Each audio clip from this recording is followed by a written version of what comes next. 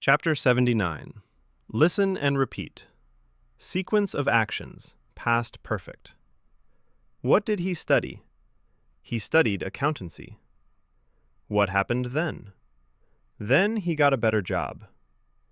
When did he get a better job? He got a better job after he'd studied accountancy. What did they do first? They appointed him. What did they do then? Then they assigned him to the training scheme. When did they assign him to the training scheme? They assigned him to the training scheme after they'd appointed him. English, examples 15.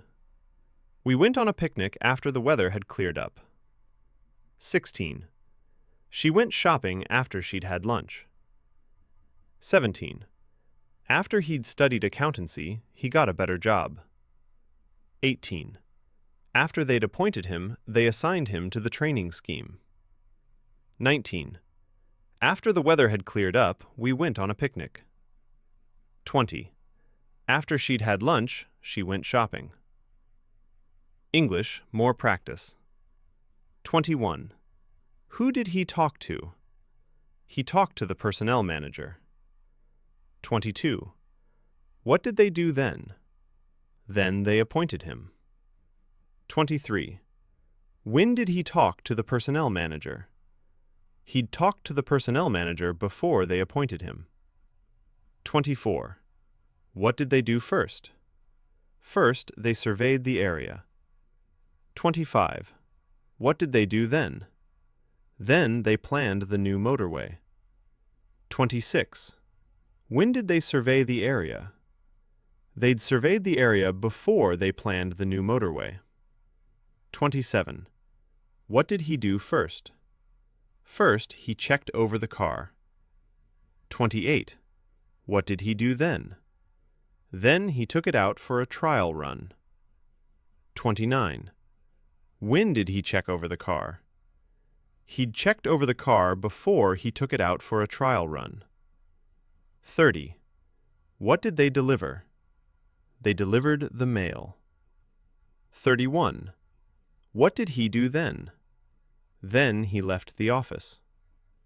32. When did they deliver the mail? They delivered the mail before he left the office. Vocabulary. Accountancy, basically. Borstal, institution. Bright chance, noun. Criminal, noun/adjective. Drink, noun. Favor, noun. Juvenile, noun. Kid, noun. Motorway, noun. Over, adverb. Perfect, adjective. Promise, noun. Risk, noun. Run, noun. Scheme, noun. Shoplifting, noun. Special school. Study, noun. Swim, noun. That much training, noun. Vocabulary and notes. Trial. Trial run. Usual. To admit. To admit. To be afraid of. To come round. To convince. To promise. To survey. To take up. To train. Peggy, diminutive. De Margaret. Notes on usage over. This adverb often appears with various verbs, modifying or clarifying their meaning. With verbs of movement, it indicates movement from one side to another or from top to bottom. Example, I had to climb over the wall. With verbs of observation or examination, over expresses accuracy and attention. Example, we looked all the second-hand cars over before making our choice. It also expresses completeness, especially with the verb to be. Usual.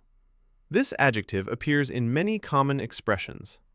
As usual equals as always.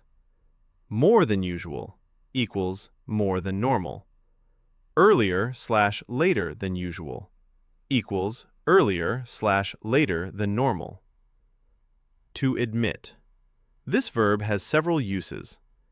It can take a direct object referring to a person or thing, to let in, to contain. The object may be followed by to plus a place. He was admitted to the hospital.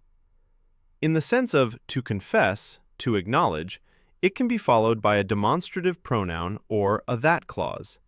He admitted that he was wrong. Dialogue. Anna is talking to the head of a special school. She wants to convince him to accept one of her juveniles as a student.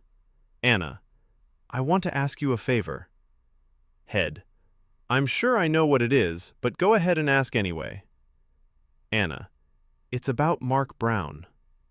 Head, that's what I was afraid of. Anna, no, listen. He needs a chance, he really does.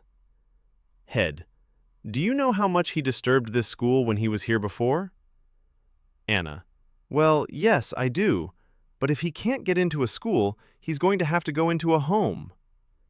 Head, what did he do this time? Anna, the usual thing, shoplifting in the high street. Head, and you want him to take up his career here? Anna, he's a bright kid. Basically, he's a good kid, you know that. Head, he's bright, I'll admit that much. Anna, you know what will happen to him if he has to go to Borstal. Head, yes, I know. He'll come out a perfect little criminal. Anna, please, give him a chance. Head, I have to talk to the other teachers. Anna, but you will? You'll promise me to try? Head, yes, I promise. Telephone me tomorrow. Anna, I'll come round and see you. Notes. In the sentence, it's about Mark Brown, the subject, it, corresponds to the Italian impersonal form, si tratta di Mark Brown. The entire sentence means, it concerns Mark Brown. In the sentence, he's going to have to go into a home, the noun home means reformatory institution or juvenile home.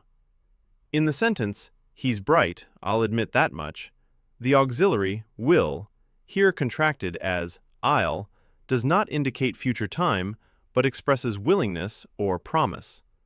The whole sentence can be rendered as, he's bright, I admit that. Compared with the English sentence, I'll come round and see you, which joins two verbs with and, in Italian or Polish, the second verb, which expresses purpose, must appear as a purpose clause. Thus, the sentence translates as, I'll drop by to see you. Clauses of time with simple past/past perfect.